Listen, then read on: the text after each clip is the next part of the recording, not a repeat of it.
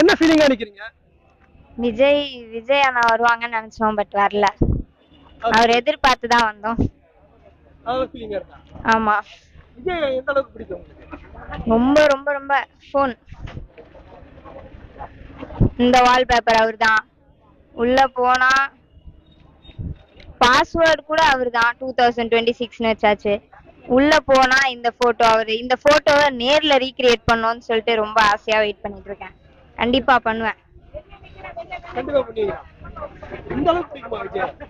ரொம்ப. அது சிஎம்ஆ ஆவார். கண்டிப்பா.